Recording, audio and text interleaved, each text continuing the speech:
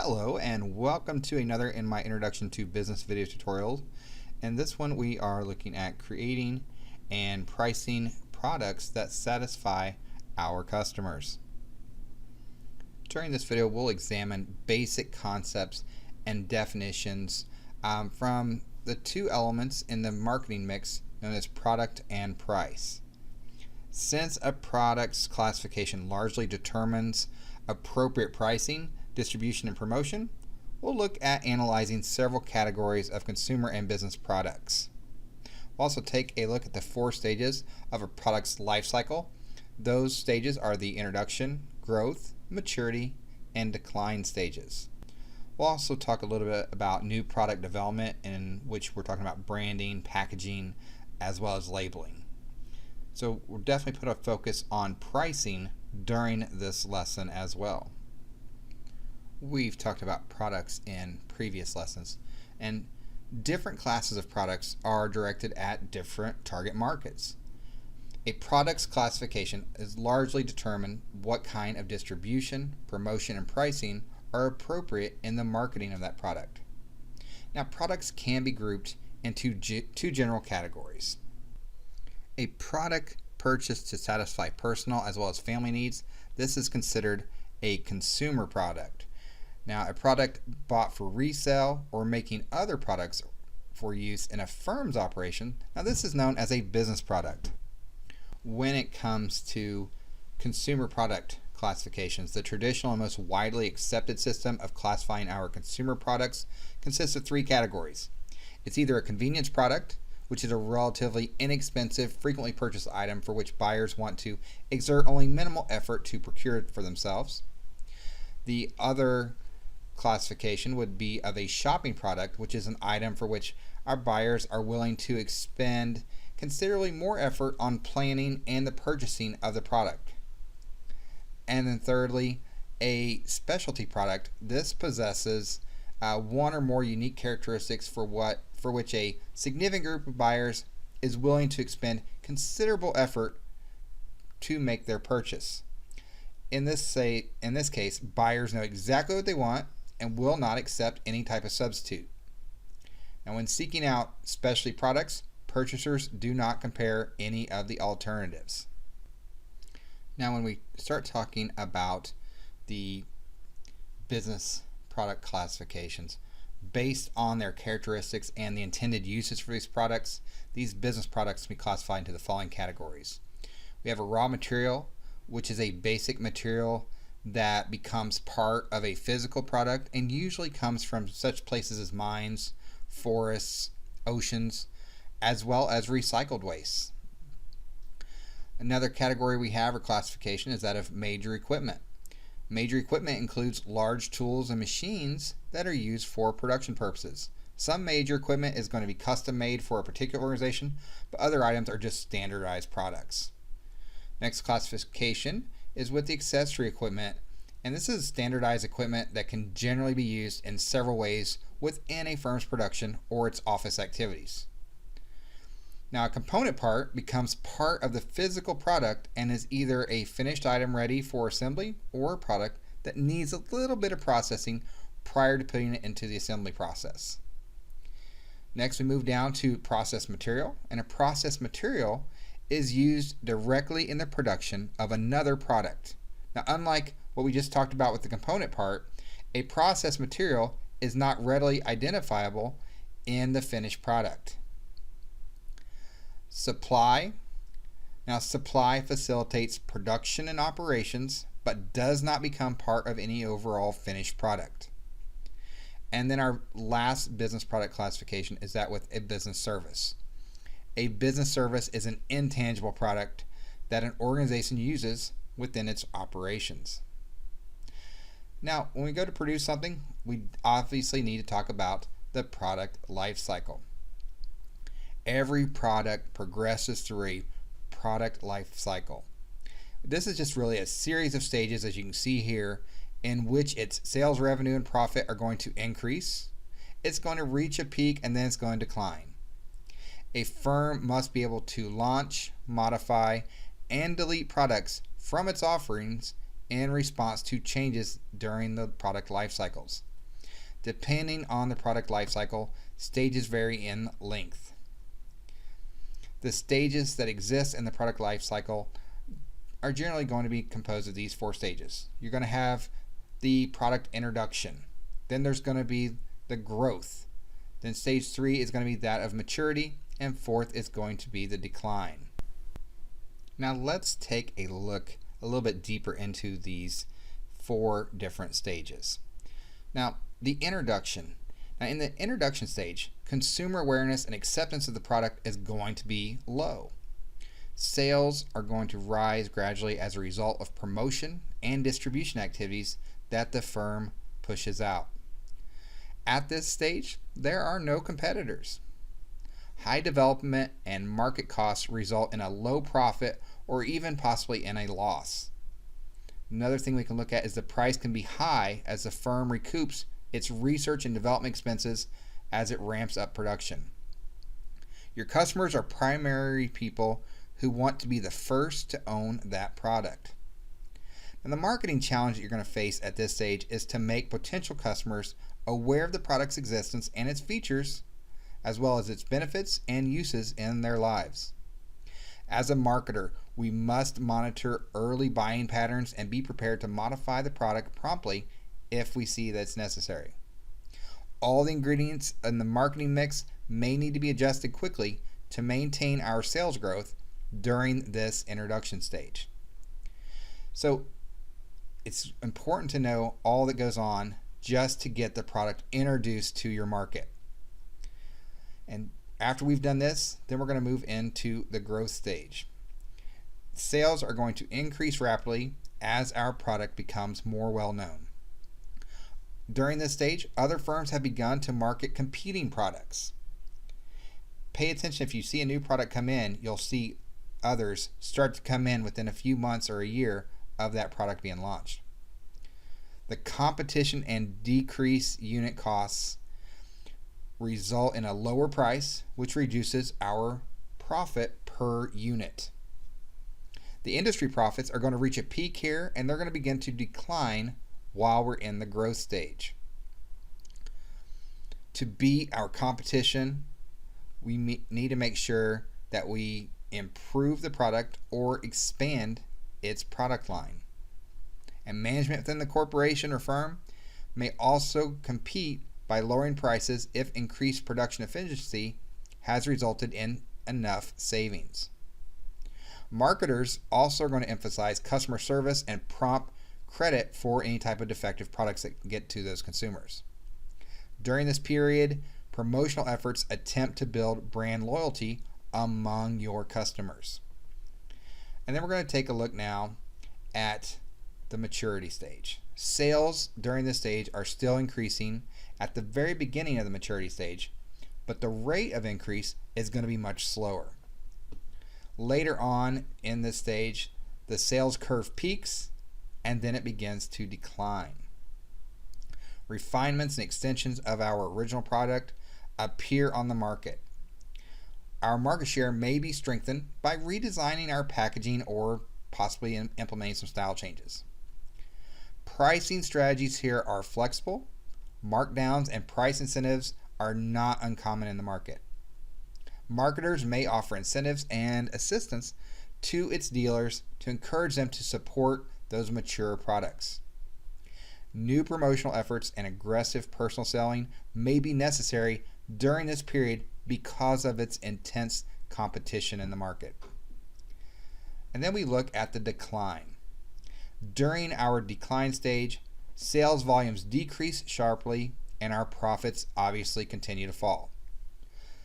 The number of competing firms declines, and the only survivors in the marketplace are those firms that specialize in marketing their product. Production and marketing costs become the most important determination of profit here. When a product adds to the success of the overall product line, the company may retain it. Otherwise, your management group is going to determine when to eliminate it. Management may also raise the price to cover costs, they may reprice to maintain their market share, or we may even see where we lower the price to reduce our inventory. The company may choose to eliminate less profitable versions of the product from the product line, or may decide to drop the product entirely. I mentioned a couple terms previously. I want to define those a little bit further here, and that's with the product line. A product line is a group of similar products that differ only in relatively minor characteristics. Generally, the products within a product line are related to each other in a way that they are produced, they're marketed, or they're used. And the other term is that of a product mix. A product mix consists of all the products that the firm offers for sale. Two dimensions are often applied to a firm's product mix: the width of the mix and the depth of the mix. The width of the mix is a measure of the number of product lines that it contains, and the depth of the product is a measure of the average number of individual products within each line. These measures are general, and no exact numbers correspond to these categories. Now let's look at the marketing of our existing products. To provide products that satisfy a firm's target market and achieve the organization's objectives, a marketer must first develop, adjust, and maintain an effective product mix. As customers' product preferences and their attitudes change, their desire for a product may diminish or it may grow. As a marketer, we may have to introduce a new product, modify an existing one, or eliminate a product from our market mix. Because really, one or more of the competitors have grown more dominant in the market segment, and that's what's going to cause us, or what's going to drive us to do this. As a marketer, may also expand the firm's product mix to take advantage of excess marketing and production capacity. There are three major ways to improve a product mix. We can change an existing product, delete it, or develop a new product. With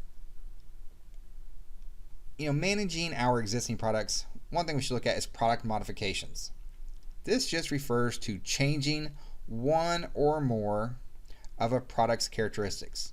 And for this to be effective, several conditions better exist. The product must be modifiable. Our existing customers must be able to perceive that a modification has been made, assuming that the modified item is still directed at that same market target. The modification should make the product more consistent with our customers' desires so that it provides greater satisfaction. And we can modify our existing products or alter them through such ways as quality modifications, functional modifications, or maybe it's just simply the aesthetics modifications so that it looks different, or it smells different, tastes different. Maybe the texture feels different. And then we need to take a look here at line extensions. A line extension is the development of a product closely related to one or even more products in our existing product line, but designed specifically to meet somewhat different customer needs. Now, our line extensions are more common than new products because they are much less expensive. There's also a lower risk alternative for increasing the sales. A line extension may focus on a new market segment or be an attempt to increase sales within that same market segment by more precisely satisfying the customer's needs, hopefully taking market share from our competitors. Developing and introducing new products is frequently time-consuming, it's also expensive, and it can be very risky. Although developing new products is risky, failing to introduce new products can be just as hazardous. Successful new products can produce benefits for an organization, including its survival, its profits, a sustainable competitive advantage, and some other favorable public image. Now, new products are generally going to be grouped into three categories based on their degree of similarity to existing products. Imitations are designed to compete with existing products of someone else's firm or a competitor. Adaptations are going to be variations of existing products that are intended for an established market, and innovations are obviously going to be entirely new products. There are 7 phases that exist for new product development. We have idea generation. This involves looking for product ideas that help a firm to achieve its objectives. Firms trying to maximize their product mix effectiveness develop systematic approaches for generating their new product ideas. Sometimes larger firms with superior experience and resources may mentor smaller firms and kind of guide them and help them generate ideas to help their businesses grow. We might use screening, and during screening, ideas that do not match organizational resources and objectives, they're obviously going to be rejected. Managers are going to consider whether the organization has personnel with the correct expertise to develop and market that proposed product. As management, we may also reject a good idea because the company lacks the necessary skills and the abilities to make that product successful. The largest number of product ideas is rejected during this screening phase. On the concept testing, that third phase, a sample of potential buyers is presented with a product idea through a written or an oral description to determine their attitudes and initial buying intentions. Concept testing is a low-cost means for an organization to determine consumers' initial reactions to an idea before investing a lot of resources into research and development. The next phase is that with business analysis, and this phase generates a tentative idea about a potential product's financial performance, including its profitability.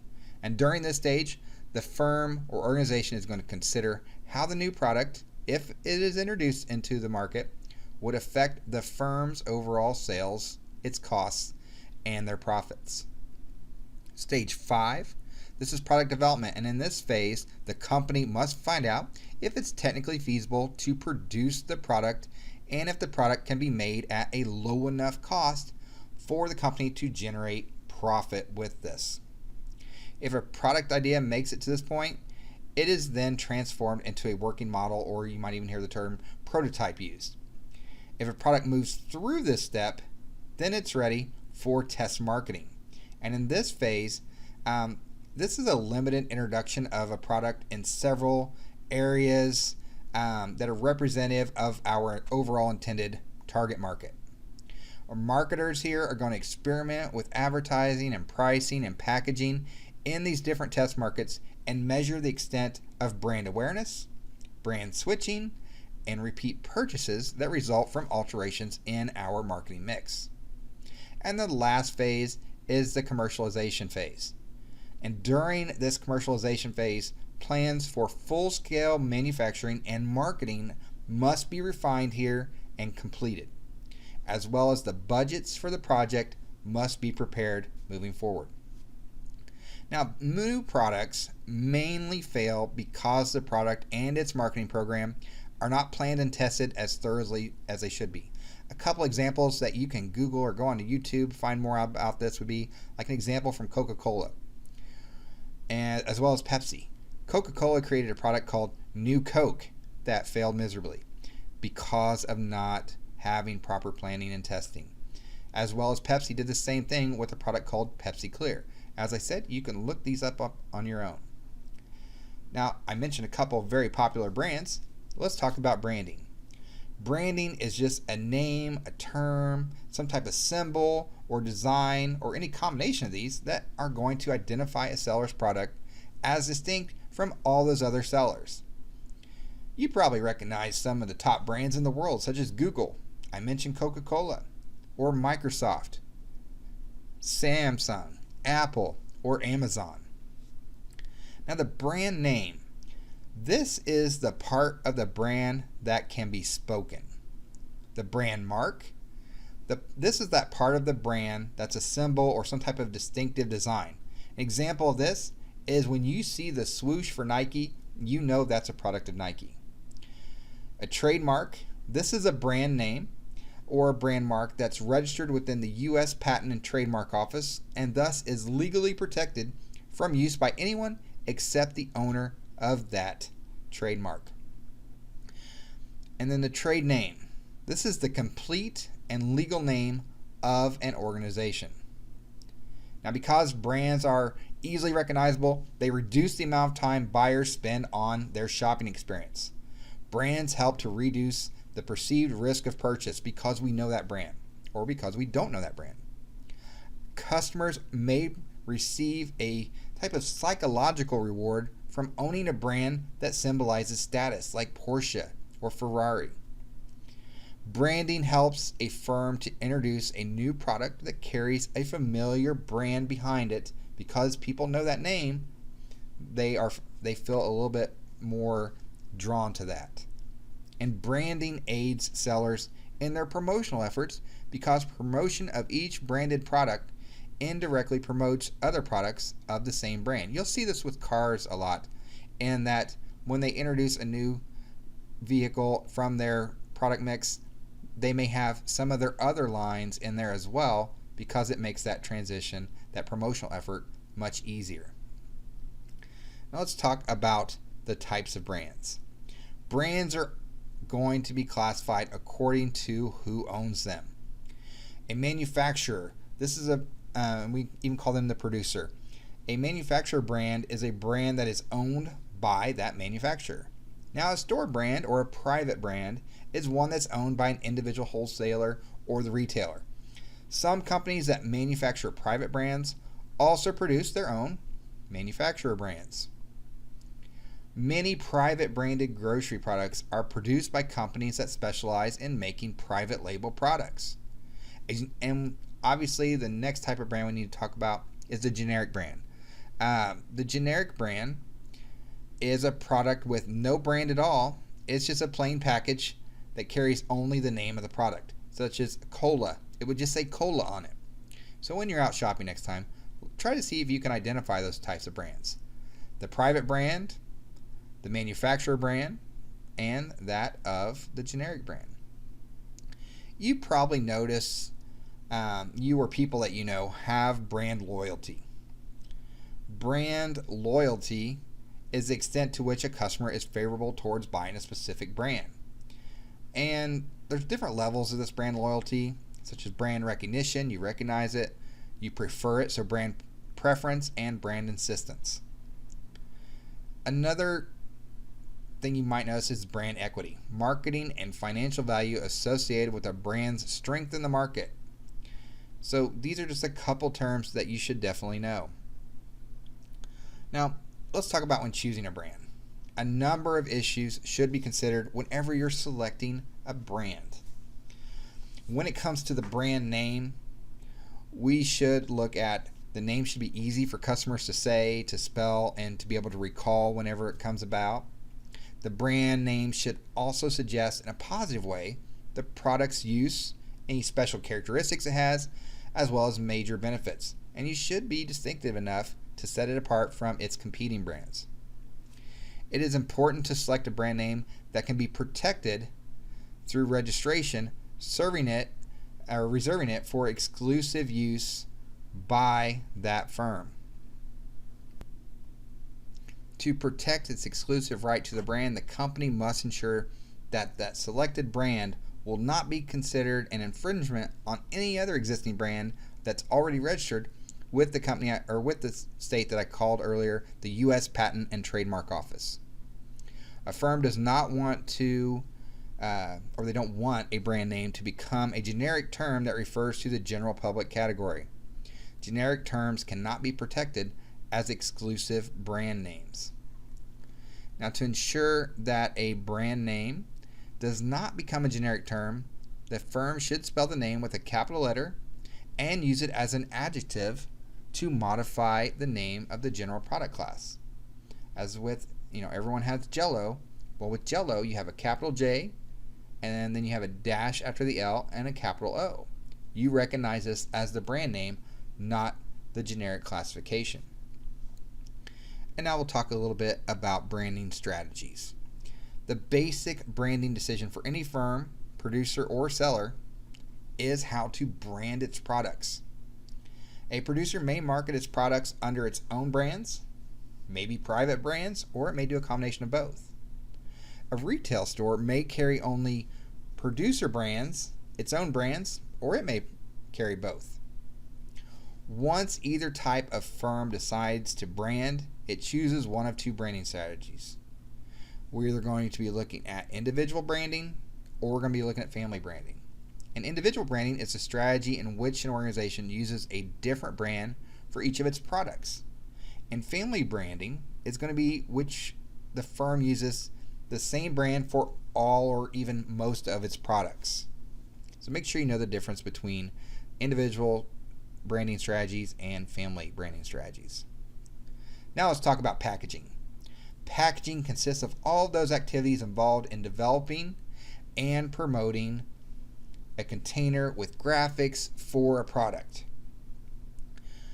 The basic function of packaging materials is to protect the product and maintain its functional form.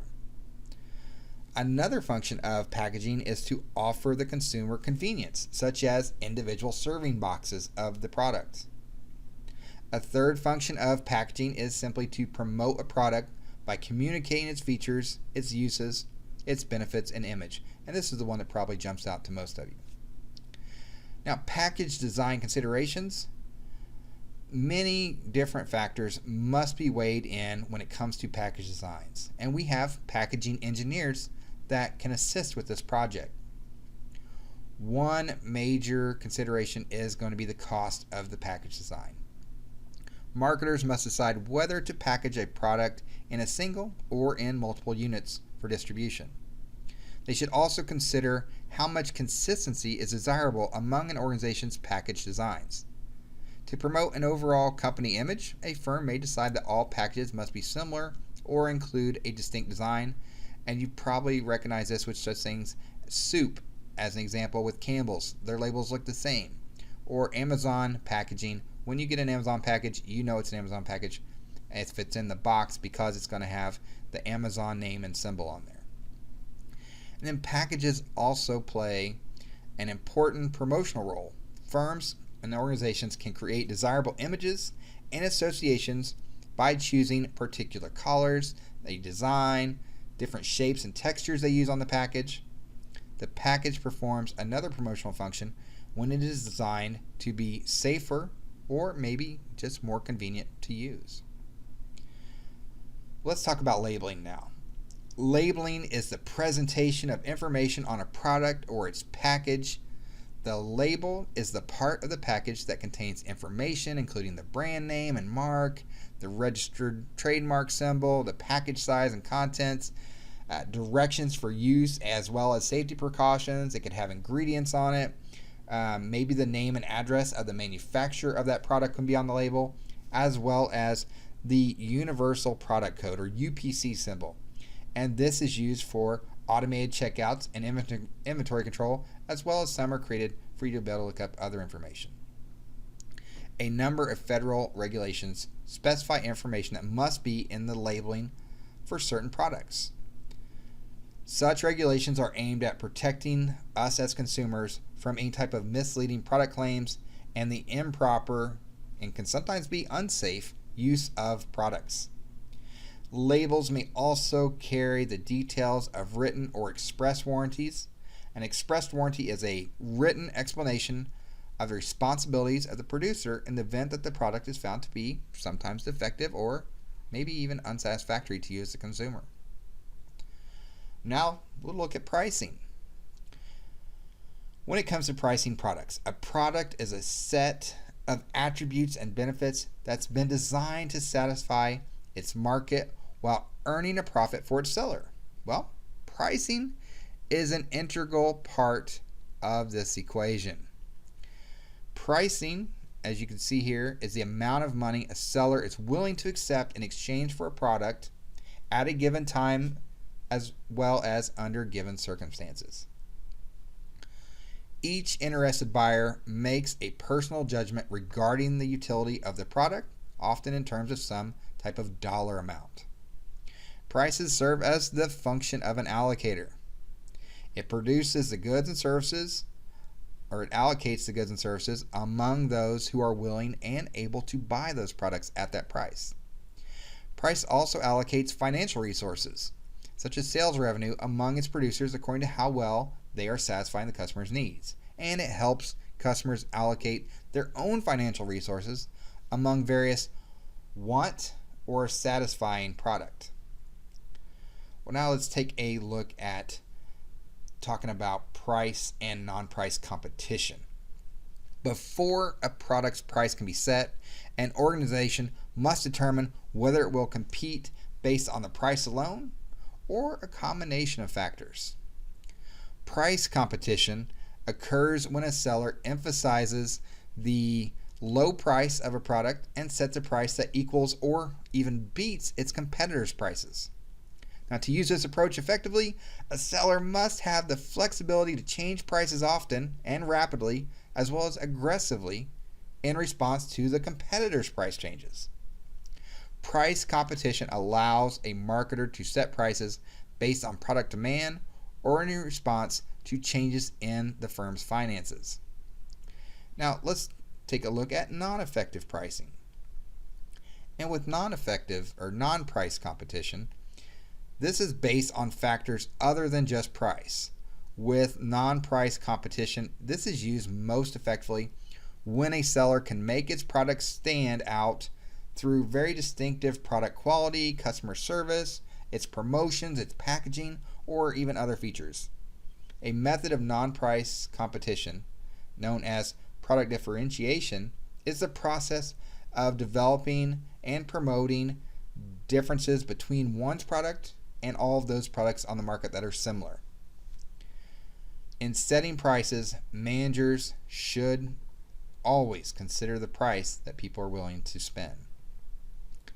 Let's look at those pricing methods. Before setting our prices for a firm's products, the management group must determine the pricing objectives that are in line with the organizational and its marketing objectives. Such things as like its survival, what about profit maximization, or a target return that's set for their investment, so an ROI or return on investment. This is that amount that's earned as a result of its financial investment. Maybe it's status quo pricing. Maybe that's one of the objectives. Well, we have different methods that we look at here. Once a firm has developed its pricing objectives, it must select a pricing method and strategy to reach that goal.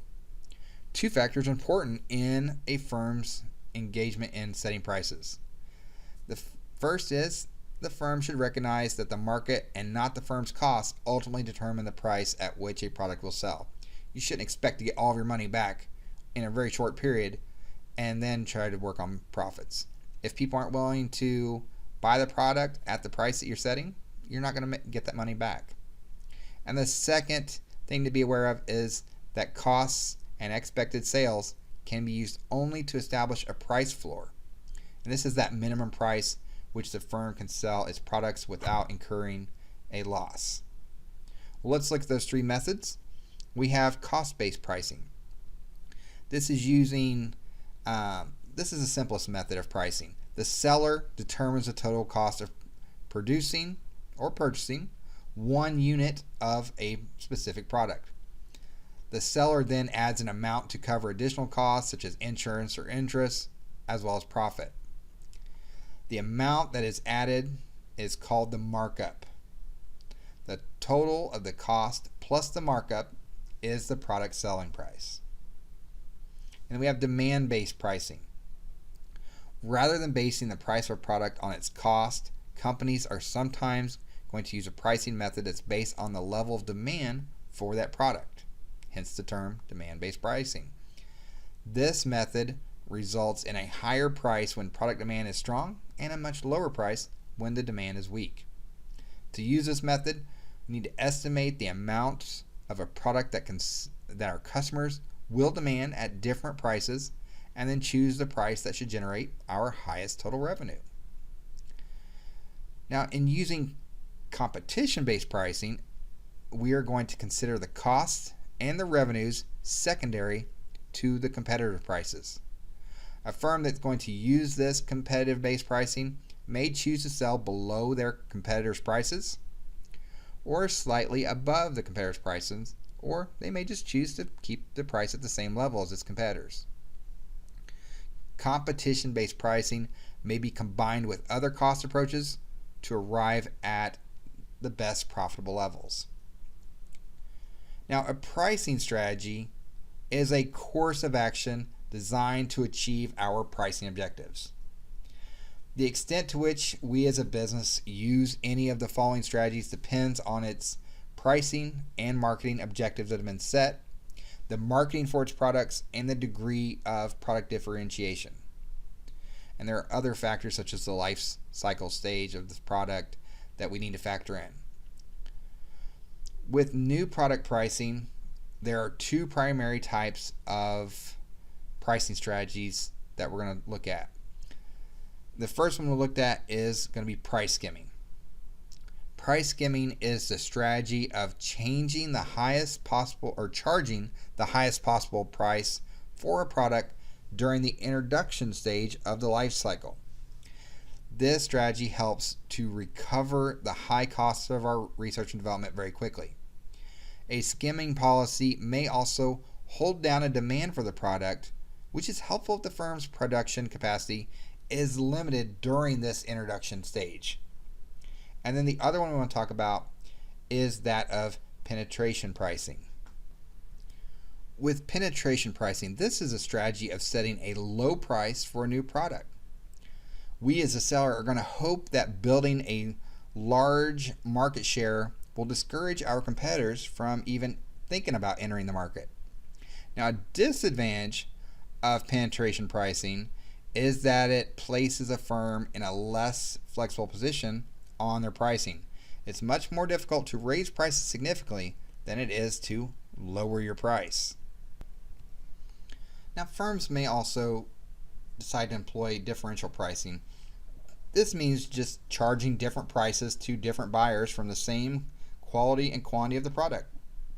And this differential pricing, this can take on several different forms, such as including negotiated pricing, secondary market pricing, periodic discounting, as well as just random discounting.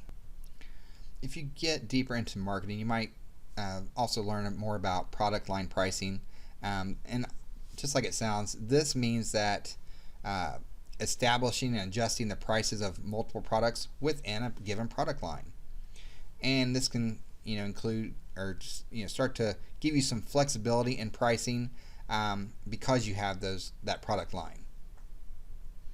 Now, setting prices for our business products can be different from setting prices for our consumer products because of the different factors that are involved here, such as the sizes of purchases, the transportation considerations you have to take in, and obviously with the geographic issues that come with this. So there's a lot that goes on with pricing. It's just good to have a good foundation of that and a fundamental understanding of that there's a lot that goes into pricing of the products that we see every day or that we purchase when we go shopping on Amazon or other areas. There's a lot that goes into that. Now, we have talked a lot over this video about not only creating our products and what all is involved with that, but also with the pricing of the products. Overall, we want to satisfy our customers. If we don't have satisfied customers, we don't have customers. So I hope you found this information and this marketing aspect for our Introduction to Business series helpful. What I encourage you to do is take some of these concepts and then just go and do more research on it to become more familiar with these and just make yourself a better overall business individual. Thanks for following along. Have a great day.